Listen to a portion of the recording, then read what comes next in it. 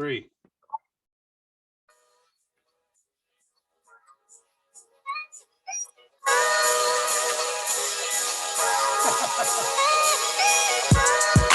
What's up, everybody? This is episode number 5 of the Rican Raidernation podcast. I am your host, Naldo, and I got my co-host Anthony in the building. Say what's up. Yo. And we're back for another edition of the Rican Brothers Raidernation podcast. We are going to go over the matchup with the Miami Dolphins and the Las Vegas Raiders back at Allegiant Stadium. And this one's going to be a good one. I'm really excited to see what they do in the second home matchup here against the Miami Dolphins, coming off that tough loss last year, down to the wire in the final seconds. They kicked the field goal to win 26-25. It was a heartbreak loss for the Las Vegas Raiders. And I want to know, we're going to start with the score predictions here for this matchup. I'm going to you. 38-14 Raiders. It's a good score prediction, man. I actually am thinking score prediction for this one will be 34-17. Ooh, close to me, man. I like that. Or the Las Vegas Raiders victorious, and they improve to 3-0. I like that. That's. Now let me ask you this: this week, what side of the ball, in your opinion, do you think the Raiders are most dominant on against the Dolphins? I want to know your prediction of what you think personally, what asset of the game you think they're going to dominate, what side's going to show up more. Last week we saw more offense than defense. Week 1 we saw defense prevail over the offense. I need to know, what do you got this week? I mean, for this one, I really think that the Raiders defense is going to come to front face this week. I really do believe that the offense is going to continue to hit with the weakened run game with our man Josh Jacobs being out. And we'll go over the inactive players here for this game. But I really think the defense is going to shine through, and Gus Bradley is really going to come through as the best offseason pickup for the Las Vegas Raiders in this one, just showing that not only can they consistently get to the quarterback, but I think this week is really going to be something that is a point of emphasis in regards to getting to Jacoby Brissett. Now, he's not the Lamar Jackson type, and he's not Big Ben. He's somewhere in between, just because he is kind of a bigger quarterback, and he is mobile, but he's not nearly athletic as Lamar Jackson. And he was, once upon a time, a starting quarterback in the NFL. But this one, I really think the defense is going to shine through. I think the offense is going to do what they do, but I'm looking for Yannick and Max to really get in that backfield and run amok. And I'm really looking at a defensive score in this game. That's kind of the big thing that comes through to me. Yeah, man, I got to agree with you. I think that week 3, we see the defense solidify themselves as a pillar of this organization going forward for the rest of the year.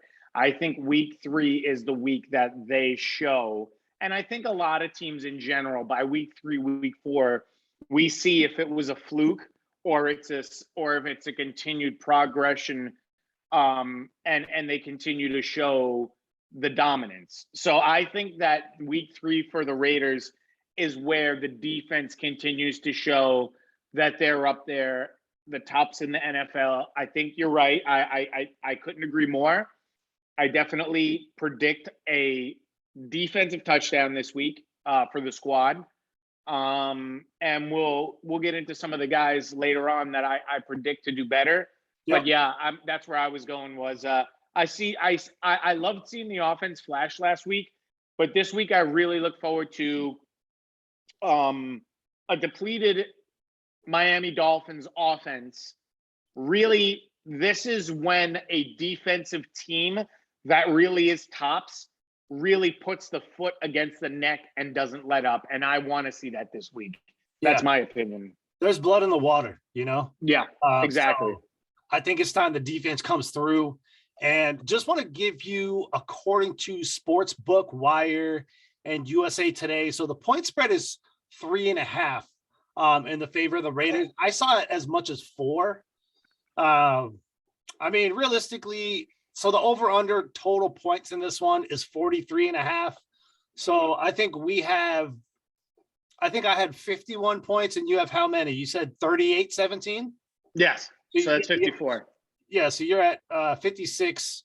56, sorry, thank you. 56, and then, I have a 51. So we're choosing the over in this one as far as what Sportsbook Wire has, according to them. Now, the big story in this one here with the Miami Dolphins is Tua Tagovailoa is going to be out with a rib injury. The man just got, decimated in Buffalo. And the thing that's crazy to me is, because I want to get into the Raiders stuff here, but I just want to talk a little bit about Tua because I really liked him coming out of Alabama. He did some great things. Again, Alabama is kind of like that Patriot-like during the Tom Brady, Bill Belichick era in the NFL. He was kind of, that Nick Saban and pretty much any quarterback at Alabama is that in college play. And when Tua came out, they had big aspirations for him. But the thing that I've seen that's common is he's injury prone. And I don't think that they're necessarily sold on him. So I think this game in particular, after Jacoby Brissett getting completely ousted, 35-0 against the Buffalo Bills last week, now the team will come out hungry. So we can't really kind of pussyfoot around things, and really not be in attack mode. I believe that in this game specifically, Jacoby Brissett can either have a coming out party or we can just pretty much know exactly what he is he wants to be a starting quarterback, but he's not really going to perspire as one. And Tua Tagovailoa, he may see his career in Miami dwindling away just due to his injuries. This is the second major injury that he had outside of the hip injury coming into the league. So I just want to get your take real quick before we get into who else is going to be on the injured list for the Raiders. What do you see the impact on this game as far as Tua is concerned if Jacoby Brissett has another game where, he looks like a starting quarterback? Not saying he wins, but he looks like a starting quarterback.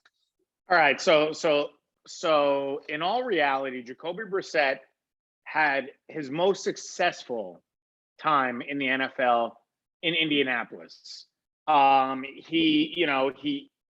year Tom Brady was out, he came in, he filled in a few games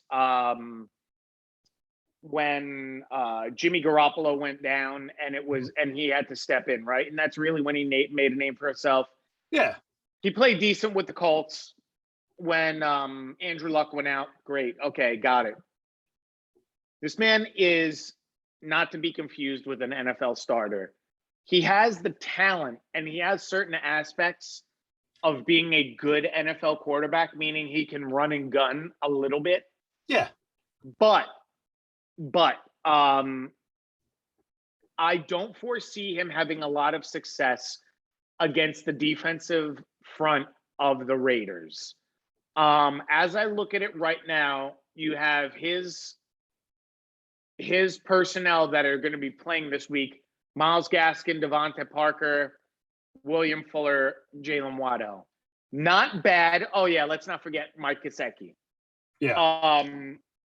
What is not bad though? I want to know how it impacts Tua, because we'll get into the stuff, as far as as far as how it affects Tua. This is still Tua's organization in my mind, okay? The kid's going to be out for about 3 to 4 weeks. That's it. They're going to rush him back because the fan base wants Tua back. He's the saver. He's the saver for the Miami Dolphins. And that's what I'm thinking is, in order for you to justify Tannehill leaving town and finding success in Tennessee, which Tannehill Warriors welcome out in Miami anyway, they have to give Tua the absolute 3 years of failure and then say, all right, you went your way, we're going ours. That's it. We gave you the opportunity. He hasn't, like you said, he's been injury prone. Until he can stay on the field for a full year and really let them down, I don't see them moving on from him. But with that said, if there is a tremendous performance from Brissett, now things might get interesting. But in my opinion, I don't foresee it this week. Like I said, we'll talk about it a little later. I just think the defensive front of the Raiders are gonna punish this gentleman. He does have some good weapons, which I think Raider Nation should be aware of. Absolutely. But I do feel I'm very confident in our squad, man. I think that the Raiders have a good defensive squad. They're going to prep. Every game that they've come into so far this year, they've been ready for a challenge, and they've met it. I mean, I'm excited for this one. Yeah, and I definitely want to talk about defensive standouts that we're going to kind of key in on, like the keys to victory. But just continuing on here, I appreciate you giving me your take on Tua and what could potentially happen, with the performance of Brissett. And don't forget, Deshaun Watson rumors have been circling around Miami for quite some time now. So, that's definitely on the minds of Miami fans. But again, this is a revenge game for the Las Vegas Raiders in my mind. So on the Raiders squad now, for the team members that are not going to be partaking in this revenge fest here. So we got Richie Incognito. He actually just did move to the IR. He's been disappointing for me because I really want to see him get out on the field. But again, as we discussed, with the calf injury, you cannot rush this. The calf does have 9 different muscles. Those big, heavy linemen, they need as much drive as they can. And that's going to affect your calf if you do rush that back. So we want a healthy Richie Incognito. We want him to last the whole season. And we're counting on playoffs this year. It's playoffs or bust. I don't give a fuck what you say. That's the mindset around here. Dallin Levitt is out with a concussion. Hell of a play he made last week at Pittsburgh. Really saving that catch when he blasted, I believe it was Chase Claypool, who he ended up hitting, that he ended up getting a concussion out, which, man, Jonathan Abram, he literally yanked up Dallin Levitt last week, and you could see as soon as he yanked him up, he went immediately back down. So poor guy. I know Raider Nation has given him a tough time, including myself. I really didn't think that he was doing much, but he actually had a huge impact play on that specific drive. So rest up, buddy. Get well. Come back. We need you on special teams. Yeah. And another safety that I'm yet to see his debut in Las Vegas, and I really do want to see him, is Roderick Teemer. This is another one of Gus's guys that he brought over from the St. Diego, whatever you want to call it, Los Angeles Chargers. Roderick Teemer, I really want to see him debut. I know he's been battling this injury that he's going through right now, but at the same time, get well, get healthy. So the Raiders going into this game, they are 2-0. Miami Dolphins are 1-1. Kickoff is scheduled for 4:05 p.m. Eastern time. For those on the West Coast, like me and my brother, that is going to be 1:05 our time here. Now they did get the 17-16 victory in New England, the Miami Dolphins, and then they got just ransacked by the Buffalo Bills 35-0. You are all familiar with the previous episodes of Anthony and I going over the victories for the Las Vegas Raiders. And big shouts out to our boy Rick, because he actually dropped this on me today. So if the Raiders do go 3-0, they will be the only team in NFL history to have started a season 3-0, beating 3 10-win-plus teams. So that is Yeah, something that's to a look dope for. stat, man. I like that stat. That's a good one, Yeah, man. because Raider Nation, we want something to cheer for. We want something to get excited for. We've been down this road of 2-0 the past 2 seasons, and we've been let down. And it's just not something that we really want to go through again. I want to revisit last year in Miami because I know that this is something that it might not hurt you as much, because I know that although you've been cheering for the Raiders from a distance, you are still a Jets fan, but you have much love for Raider Nation. And this one really stung last year with the Raiders being beat at home at Allegiant Stadium, Miami Dolphins, 26-25 with Tua starting and Fitz Magic coming in and ended up beating us. What's up, man? So let me just preface something this week, okay? Because we've had talks offline. This week, Raider Nation are Jets fans. And this week, the Jets fans are all in unison rooting for Raider Nation. Absolutely. Reason being is we need the Dolphins. We need all the help we can get, all right? Let's be realistic. Jets are not probably going to win more than 6 games. And to be realistic, at this point in time, I'm struggling to see 4 for the Jets. But with that, for sure.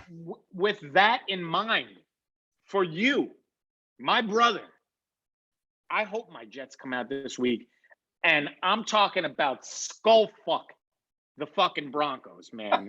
I really want one game that we just dominate. And the dominating game is this week, where I would love, because I have seen so many, and dude, we've shared so many of the memes together, and the people hyping them up. I don't care if it's CBS, I don't care if it's NFL, I don't care if it's Sports Illustrated, I don't care if it's Bleacher Report. The blowjobs are super hardcore for the Broncos. Yeah. Let's be realistic. They have played teams that are trash. The Jets, I will go on the record as saying this, the Jets are not going anywhere this year. But for the Jets, a team with the youngest roster to come in and beat the Broncos is a statement to the fact that they are overhyped. The Raiders have beaten, like you said, teams with 10 wins the last year. Playoff teams at that. The Broncos have not. The Broncos have played teams that are competing for top draft picks, bro. Yeah. So that's why this week, the Raider Nation, I need your help with the Jets.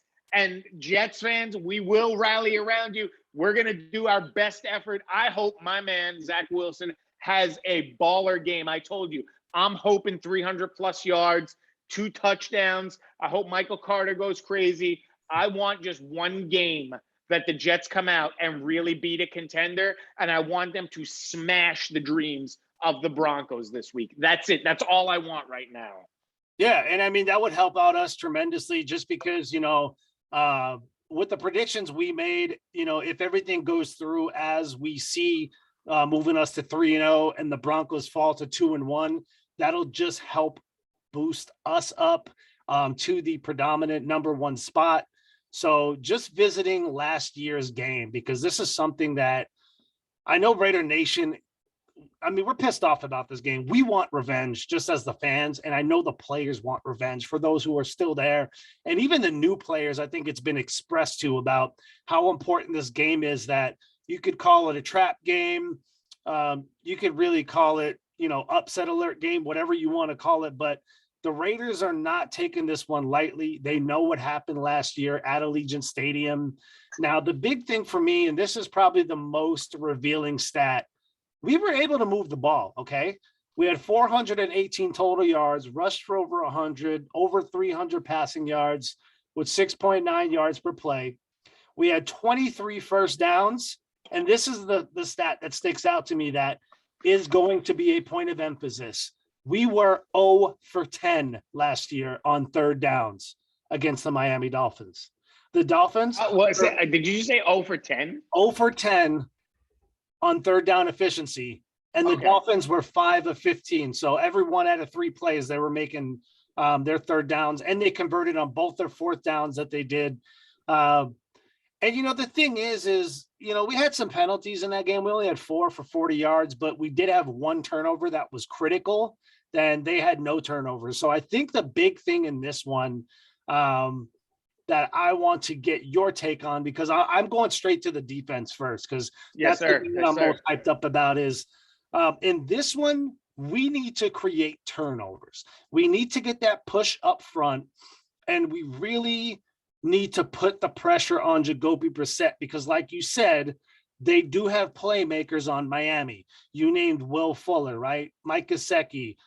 You have Myles Gaskin at the running back position, right? Well, yeah. I mean, Will Fuller, this is his first game back, if I'm not mistaken. But he's also their signed a top 1 year receiver next to Jalen Waddell, right? He signed a 1 year, $10 million deal. So their organization is looking for him to come out, and I foresee them trying to force the ball into them. Yeah. And I just don't see it happening with our secondary. Real quick, little tidbit, real quick. Don't mean to interrupt you, but I just want to chime into that loss from last year. Yep. Let's not forget, okay? Last year when they lost, it was the day after Christmas when they played Miami. I don't want to bring this up because this kind of pisses me off, because that was when David Carr was kind of Jekyll and Hyde. One game he'd come out on fire, the next game he'd play like dog shit. I mean, yeah, I'm sorry.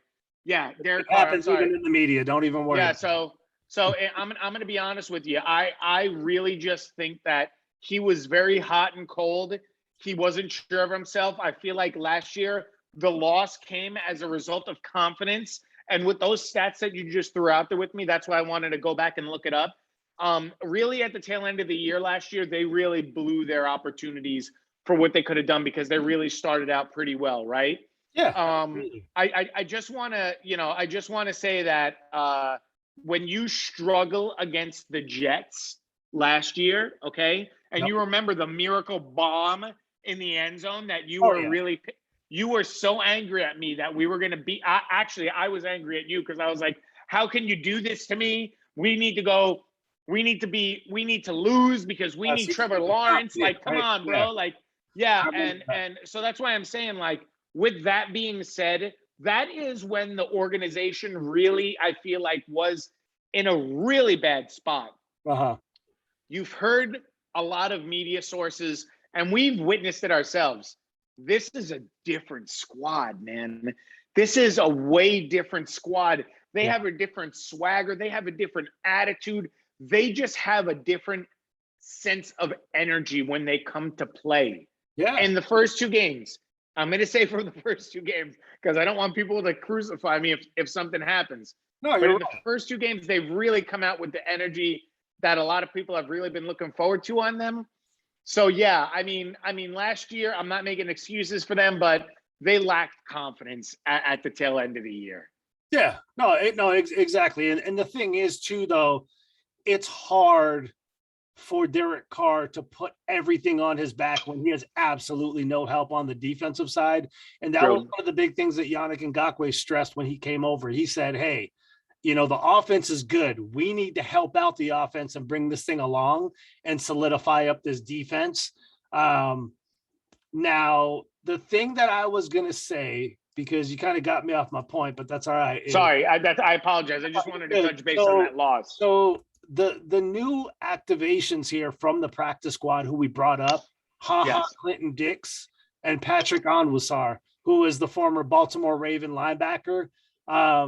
I didn't see yet if Kwiatkowski is going to be playing. I got to double check on that real quick. I can check the depth chart real quick because it looks like I think I saw him. I think I saw him on there. Yep, he's in there, bro. So is he active this week? Yes, he is. Okay, cool. Because he's coming off a concussion.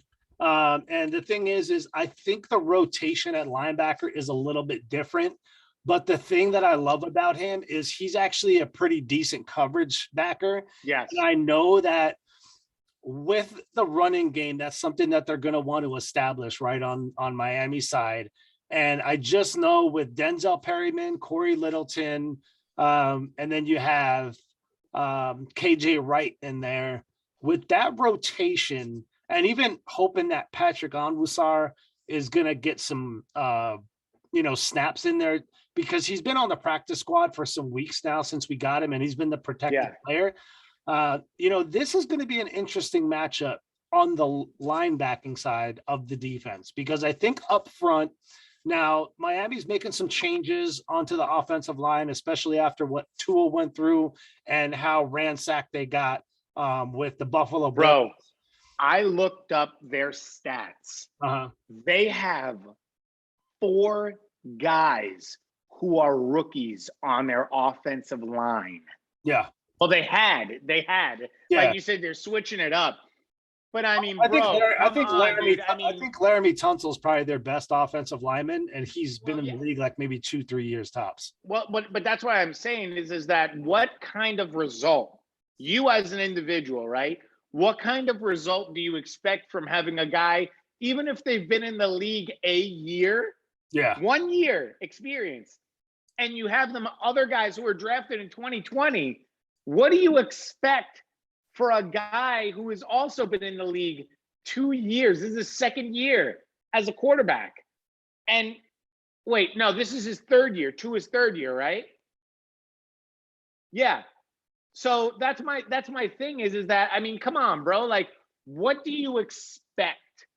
I think I'm in a different mindset because I root for a young organization. So I had to tailor my expectations, but that's why I said, getting back to the defense that we were just talking about and what you were just reeling it in, I fully expect a very defensive performance this week because of the lack of experience, the youth, the switching things up, the game.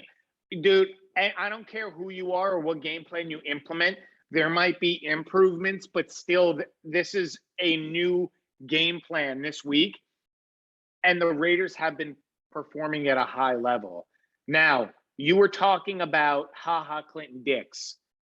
You have Roderick Teemer and Dallin Levitt both out this week. Yep. So Clinton Dix is going to see the field, bro. You know what I'm saying? And then again, you were just talking about I'm sorry.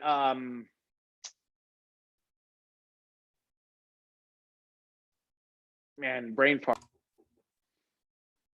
Yeah, so like with Patrick Almusar, I just think that the presence that he brought and his experience that he had with that defensive unit in Baltimore. With Baltimore. Yeah, dude. I mean, I just really feel like a team that's already proven their defensive prowess, their strength, and the continued efforts that they have going forward.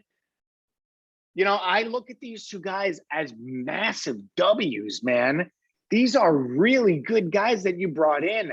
The only reason why Clinton Dix hasn't found himself on a squad until now is because the quiche that he wanted. That's it. Like, this dude can play. Yeah, he can play, and I think he's going to fit well, like, within the rotation. And I think the reason why they kept him on the practice squad for a little bit was just to get familiarized with Gus Bradley's defense. So I just want to throw these two things in here for you here.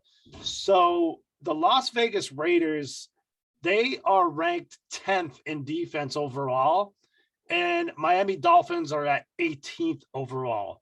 So when we talk about the offense, we'll definitely get to, how that's going to impact them. But as far as the Raiders defense, I mean, we are 10th overall, which for me, that's a lot higher than I was expecting, right? I think you were talking these numbers, but now, granted, it's 2 games into the season, right? Yep. But the thing that I'm looking at here is the sacks and the pressures. I mean,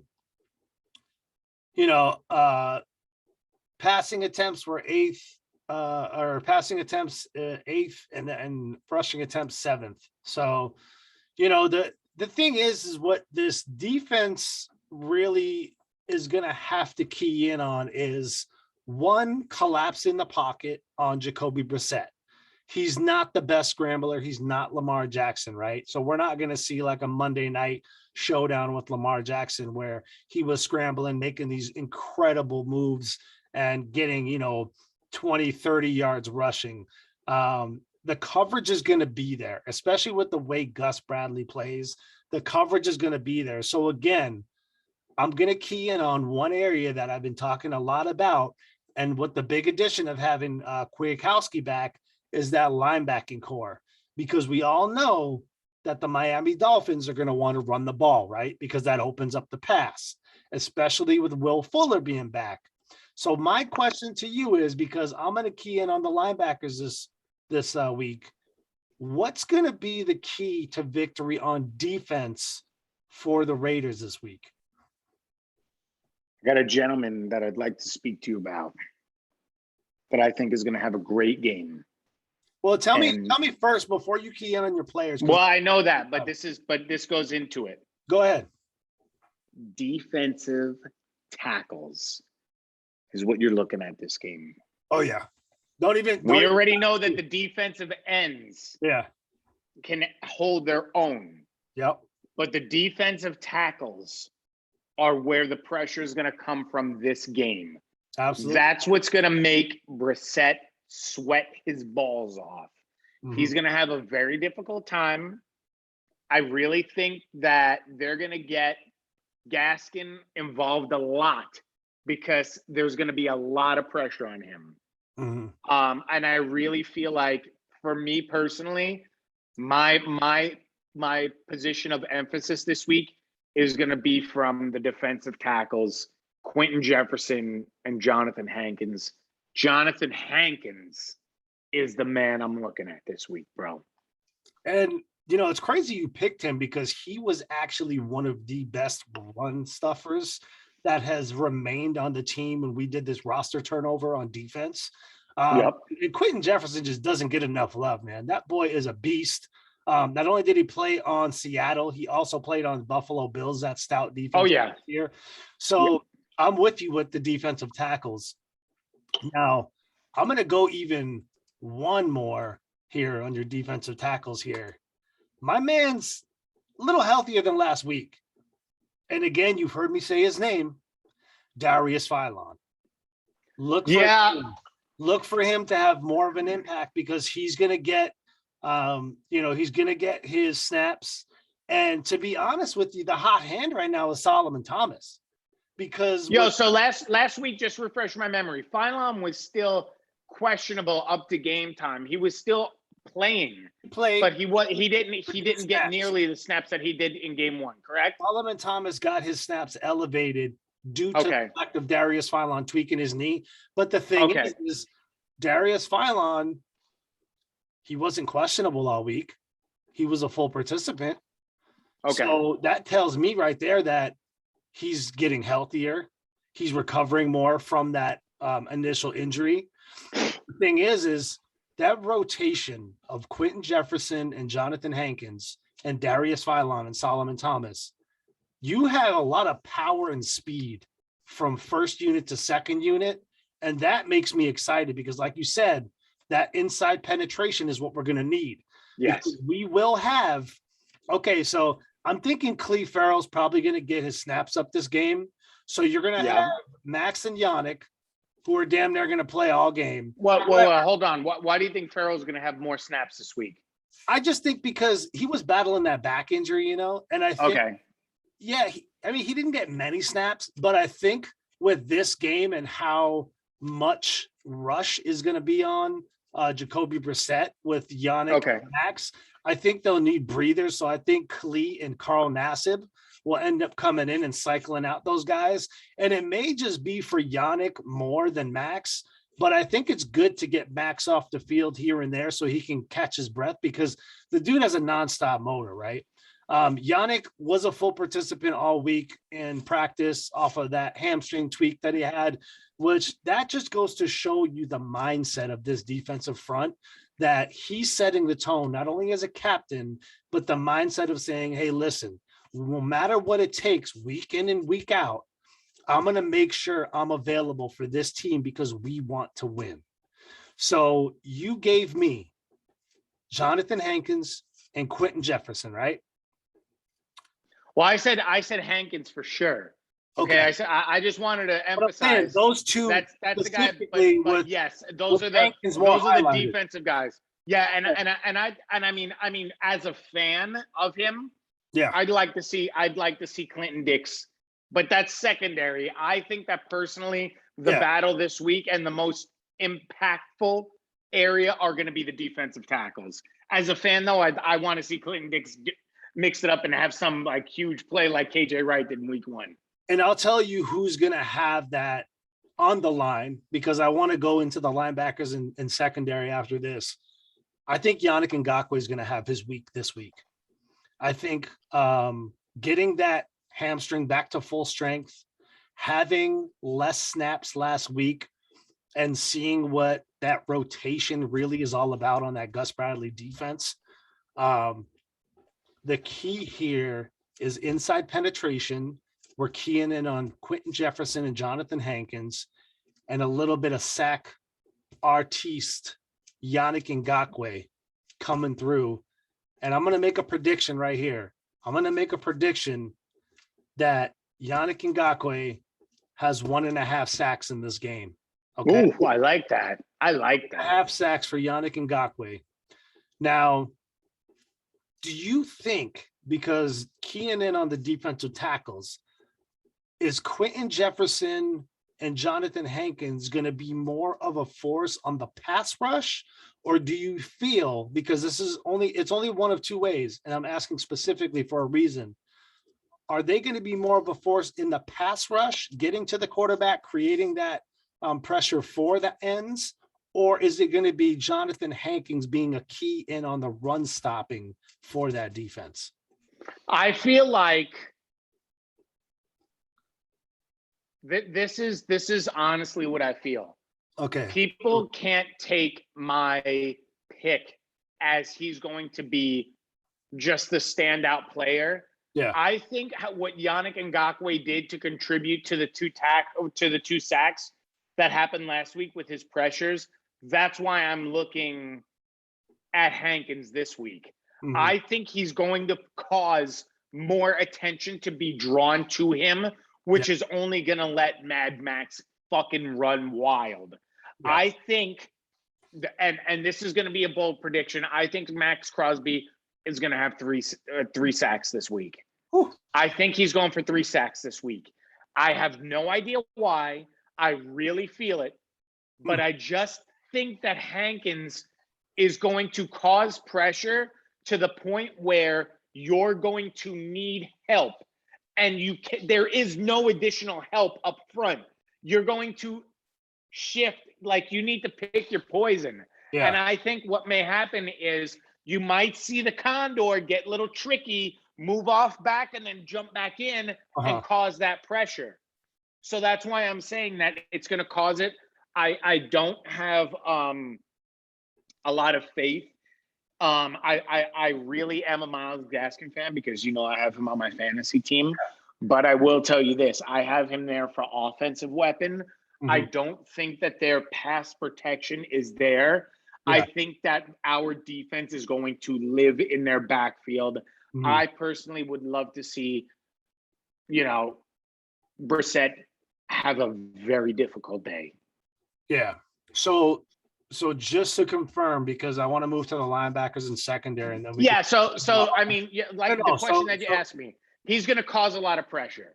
He's going to demand a double team. So is he going to cause that disruption in the run game, or is it going to open up the ability for the rest of the defensive line to get sacks?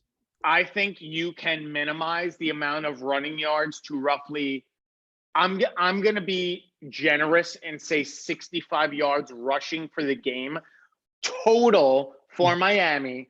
Okay. I think they're going to use a lot of out of the backfield passing yards is what they're going to do. And the reason being is because a lot of pressure is going to be caused due to the lack of run, but also the pressure that's going to come down from the defensive tackles. Yeah. So you're going to try and run it, and they're going to get either little to no gain.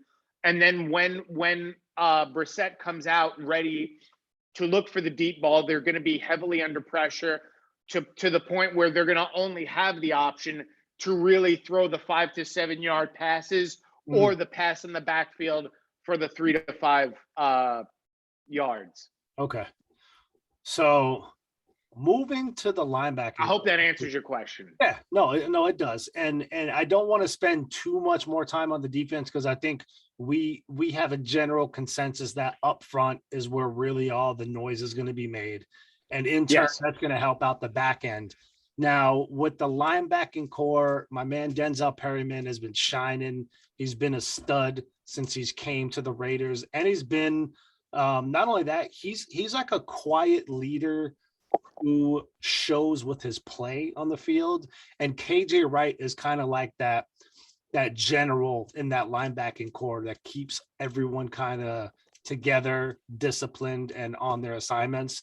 So within that linebacking core and secondary, I want you to tell me what the key is for the linebacking core to be successful in this one, and who do you have standouts for linebackers and or secondary? And you could pick one from each level, or you could pick two overall, because I kind of know who my two guys are and what to look out for. So give me your take on that.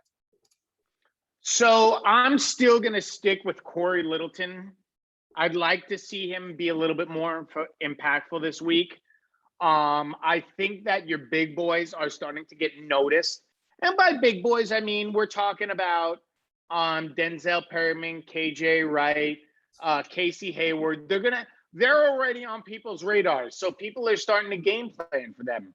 Mm-hmm. What does that mean to the average fan, or what does that mean to the person who is like, well, what else are we going to do? I would like to see, like I said, Corey Littleton step up this week. I feel like his tackles go up. He's going to be a little bit more impactful. But I think you're going to really be happy about this pick, man. I think we're going to see a lot of Trayvon Mullen this week, man. Trayvon Mullen, I think, is really going to be a big. I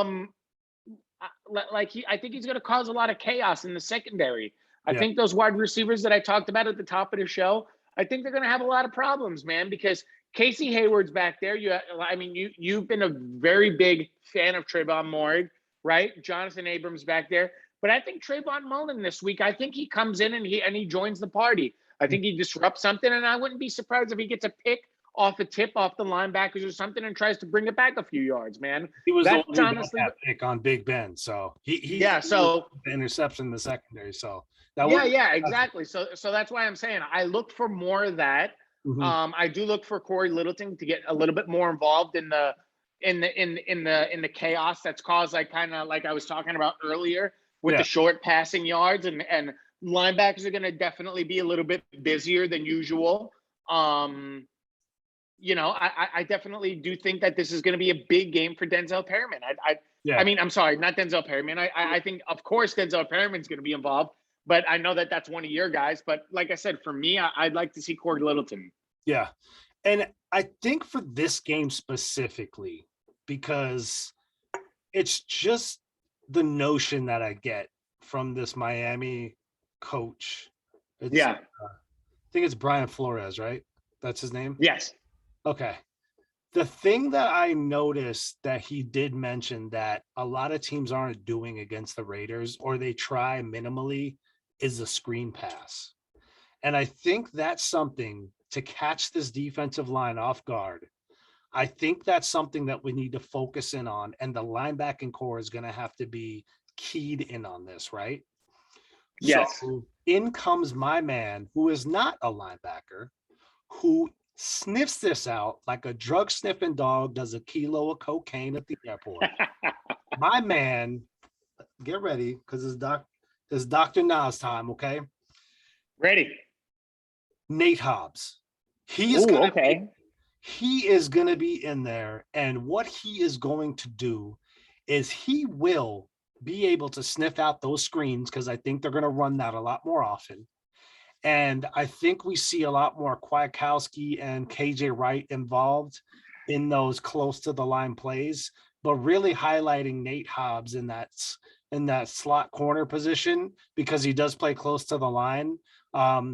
and Abram is going to be involved in that, but I just think that is like Nate Hobbs' specialty, right? So look for those screenplays and look for that to be shut down, because what they want to do, and this is just from kind of like looking at the game from afar and trying to see if there's other things that can work, because they know we have a pass rush, making that kind of like a decoy to where they think we're going to go, for a pass. And then here they are swinging out their linemen to the side, lining them up, and then getting that screen pass off. And that's where Nate Hobbs is really going to come in, because he sniffs those out, man. He's really good in keying on that. He's really good at play recognition.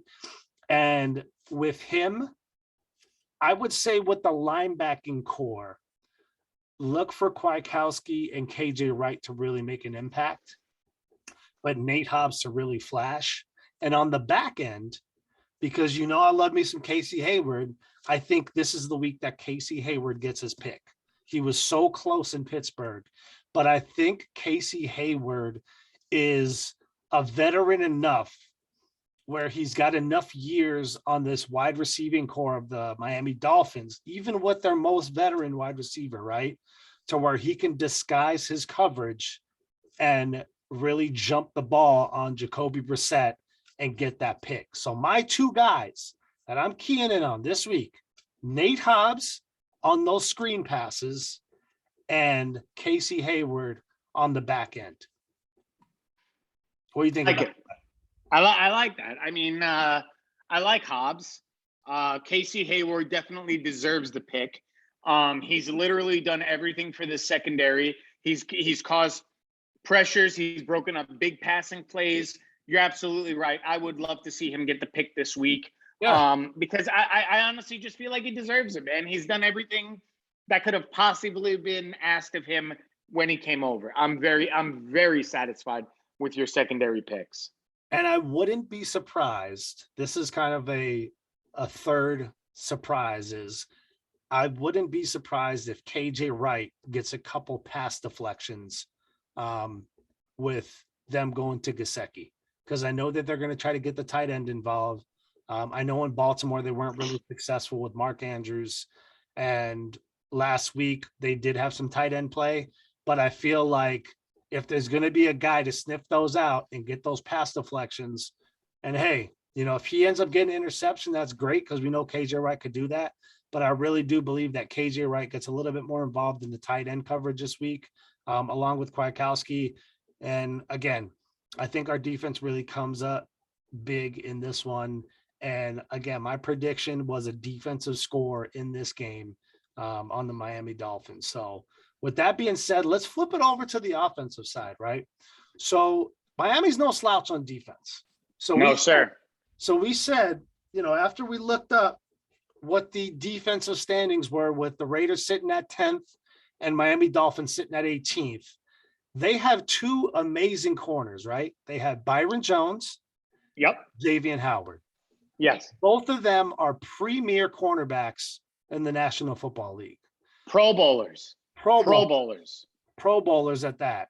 So absolutely. This is something that Derek Carr needs to remain consistent on his accuracy and his smart playmaking ability, because the thing that I've noticed with Derek Carr is he's smarter with where he throws the ball, right?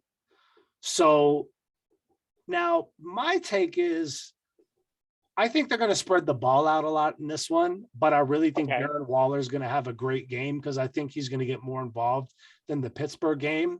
But I want to hear from you first. What is it that's going to be the key to success with this offense? And I also secondarily, because before I give it to you, let me tell you who they did activate. Once again, my man, Trey Regis on the offense. I want to know on the run game, what is a goal that needs to be reached as far as yardage? And I want to know what are the keys to success on offense with these two sneaky good defenders at the cornerback position for Miami.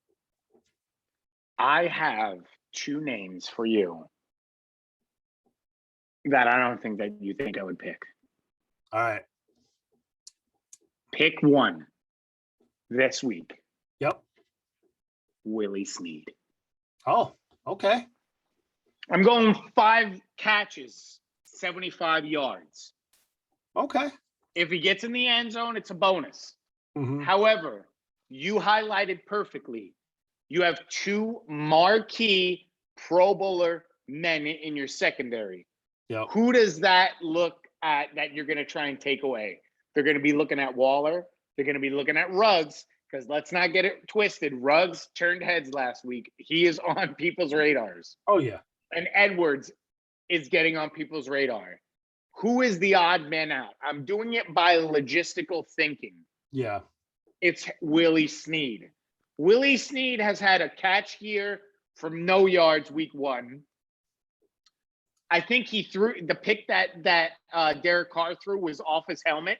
I think you pointed that off out. the Baltimore defender's helmet, but it went Okay. through Sneed's hands. That was on Monday night, but he did get involved last game. No, he did, and that's what I was gonna say. He did have 2 catches last game, I believe. This game, I think he's trending upward. Now, okay, I want you to entertain my thought, and I'm not taking any pick away from you, but my second pick is Trey Regis. The pick is Trey Regis for a reason. Last weekend, we activated Peyton Barber. Yep. He was in there. He did dog shit. What can we talk about with?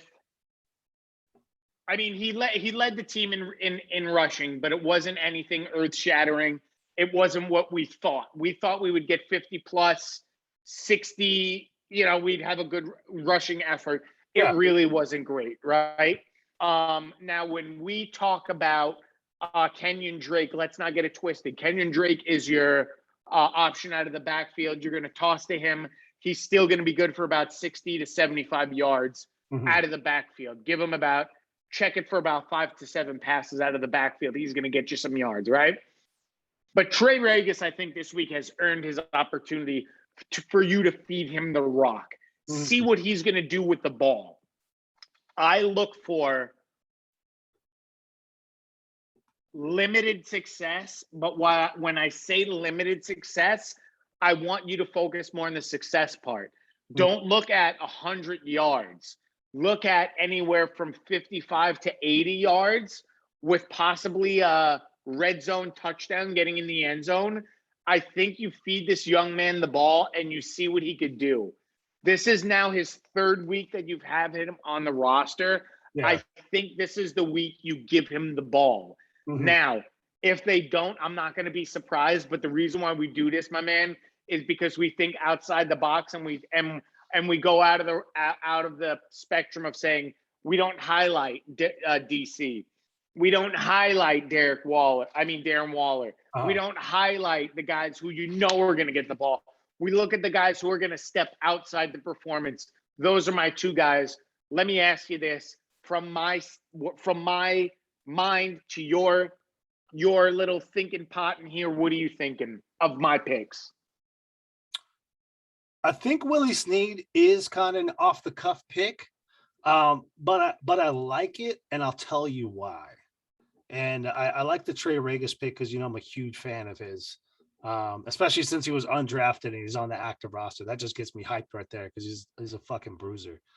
But we forgot about one guy on the defense. There's a guy by the name of Jason McCourty playing safety for the Miami Dolphins.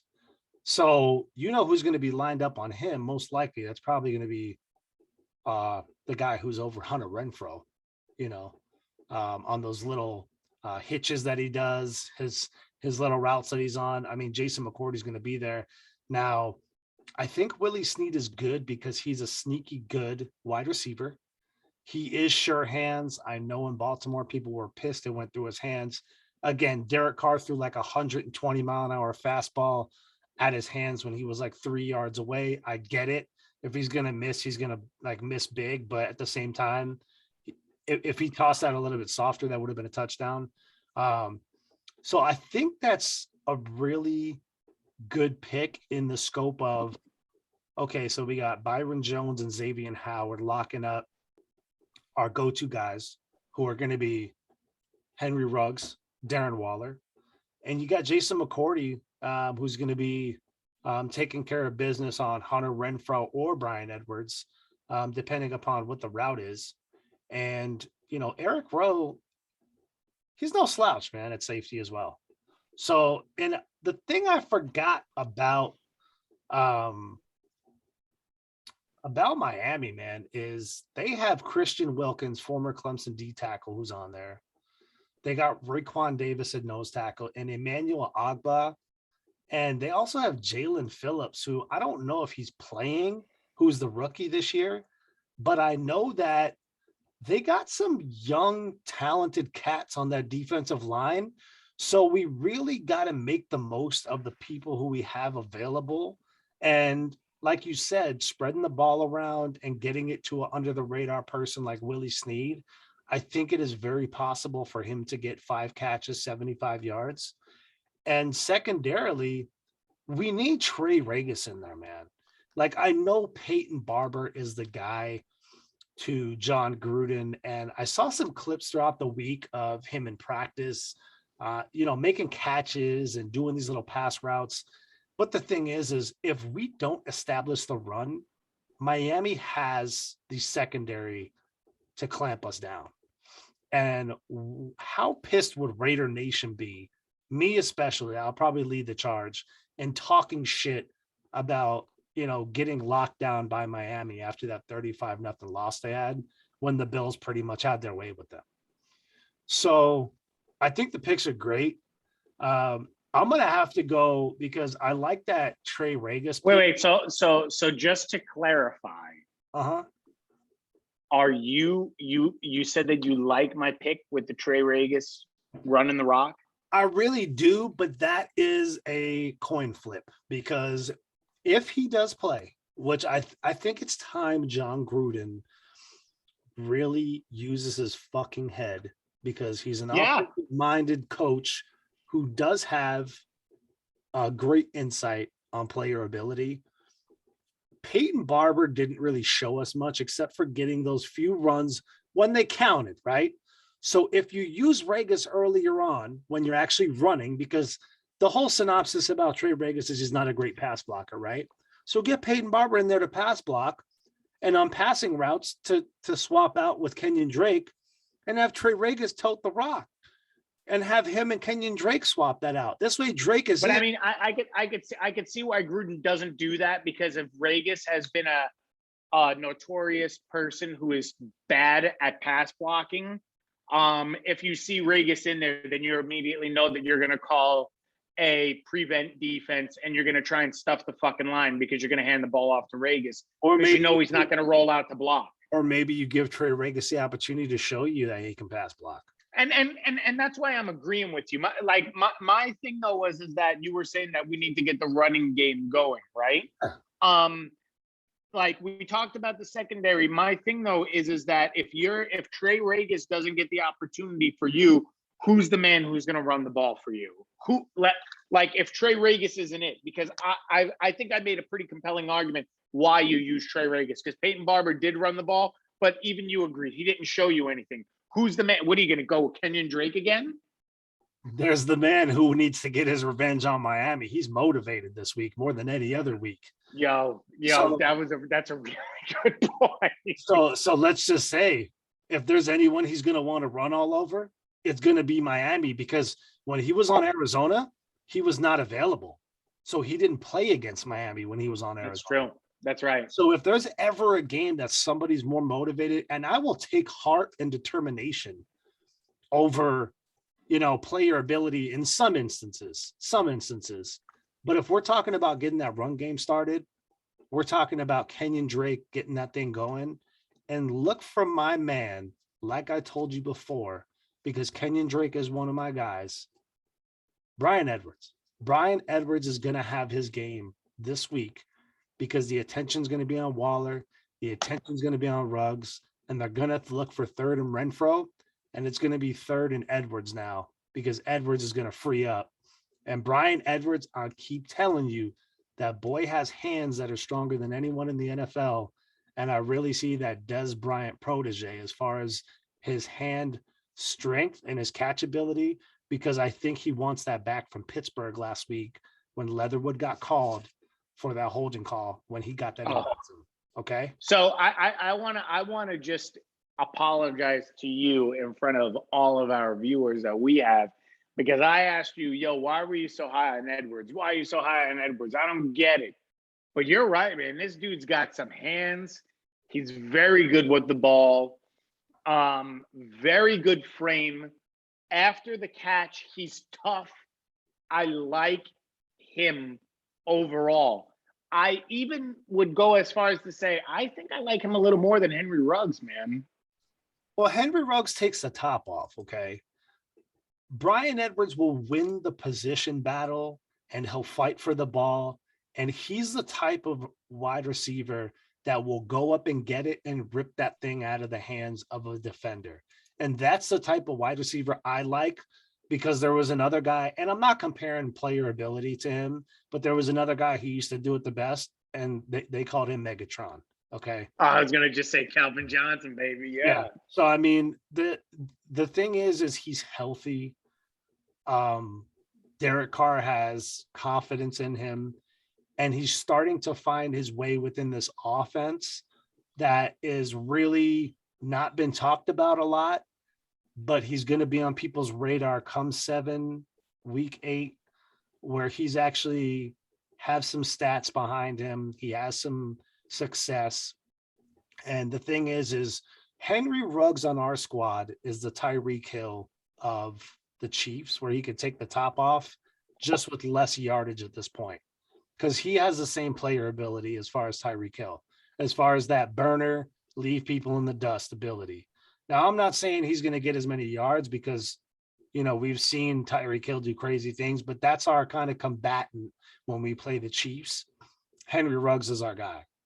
So to me, I see Renfro very much as, and you tell me if I'm wrong, Brady is still with the Patriots.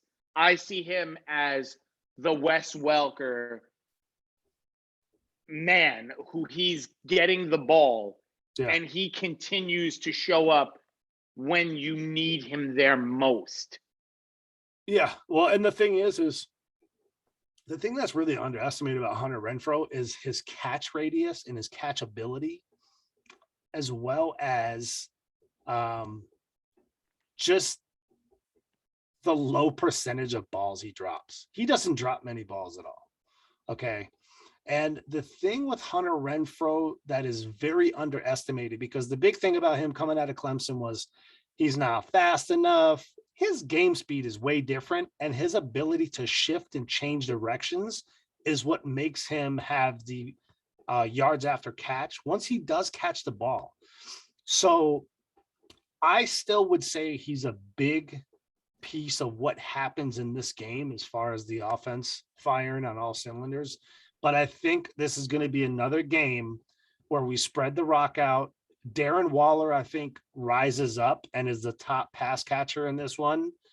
And I would say we can count on, and I know this is a kind of a bold prediction, I believe that Derek Carr throws for over 400 yards in this game. Oh, wow. And I tell you why. I'm not talking about through the air. I'm talking about catches with yards after catch that will get him over that mark. I'm not talking about over 400 through the air. I like that. I like that clarification, man. Yeah. I'd say around 260, 280 with 120 to 140 after catch. I like that, because my prediction was going to be 250 passing, but yards after catch, man. Yo, I could see that, man, because I could see a couple of big plays, especially like we were talking about. You don't want to go deep with the two, Pro Bowlers that you got in the secondary. I could see that, man. Some blown coverages, some moves made by Renfro. Oh yeah, I could definitely see that. Wow, that is, I got to take my hat off to you, man. That's a great call. I like that. I really like that. And the only reason why I say that is because I think that they're going to be very aggressive on the deep ball because of what happened in the Steelers game. So they're going to leave more open up front. Okay. This is just kind of me looking at the game and just kind of thinking, okay, they know that we got the deep ball. They know we Okay. got Aaron Waller. So if they take away Waller and Ruggs, who's left? Those are guys who can get yards after the catch. Brian Edwards, Hunter Ray. So you were saying earlier that you think Waller gets more involved in this game because he wasn't as involved last game. Let me pose this question: because of the mismatch. Does he go back to over 100 yards this game? I think he has over 100 yards this game. I think he does. And the reason why is because as good as whoever is going to be on him, because they'll probably switch out on who's on him, because they'll have the safety help as well. But I just think he's going to get his catches. Okay. Yeah. And after last game, now he only had 65 yards last game, right? Yep. But I see more opportunity within the secondary only because I think the running game is going to be a little bit better. I really do think the running game is going to be a little bit better because the Steelers match up real well with the Raiders as far as the running offense, of the Raiders, especially with this revolving door of the offensive line. I think they're starting to solidify kind of the rotation on the offensive line, especially what I want to say one of the unsung heroes of the offensive line, and it was a late acquisition, is Jermaine Illuminor. I think he's come in and he's really played well on the offensive line. I think with Alex Leatherwood being back, I think we'll start to see more runs. So it'll open up the play action a little bit more. And, I know I made some bold predictions and, you can crucify me after, if they don't come true, but I really do think that's kind of the key to victory is, getting that run game going, getting some pass catching in the backfield and really getting those, run after catch by our offense, by our wide receiver. So I told you Brian Edwards, right? Yes, you did. Kenyon Drake. Those are my guys. And I made the prediction for Derek Carr. So I just want to wrap up here because I know we're kind of going short on time. Yeah, a little short on time, and we both got stuff to do. But all in all, how do you feel about the matchup? I feel honestly, and we've said this from the top, defensive domination. Now, I will give a precursor, okay? If this is a big if because we've seen 2 brilliant weeks for defense. If we drop the ball on defense and we play like shit, it's going to be a very close game. Mm-hmm. I think the offense will be able to bail us out. I think you hit on a lot of really good key offensive points. Yeah. And I really like where you went there. I like the guys that you picked. I think Carr's going to have a brilliant game. I think he's smart enough, more mature enough to stay away from Xavier Howard. I really don't think he's going there. I think we're good. Okay. I think we're looking at a closer game. And I hate to even say this, 24-21 if defense plays like shit, but I still stick by my theory that our defense comes to play. I just really see so much with this defensive front, Keith. I love it. I really think that you're right in all the aspects that you've come with on the defensive side of the ball, offensive side of the ball. Mm. This should be a walk in the park game for us with the personnel that's out, the changes that they're making. Yeah, this should be a statement game for Raider Nation. That's what I'm going to say. We need revenge, and I think this is it. And you've highlighted much of it, and I got to take my hat off to you.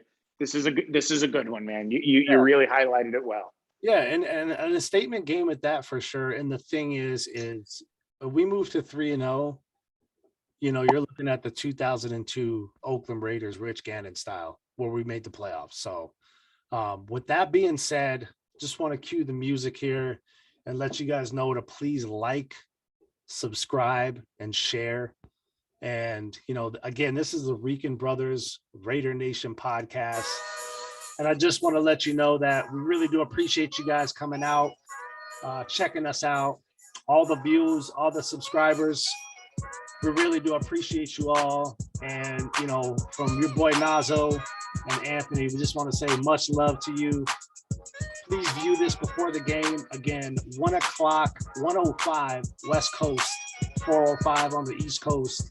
Las Vegas Raiders, Miami Dolphins at Allegiant Stadium. It's your boy, Basil.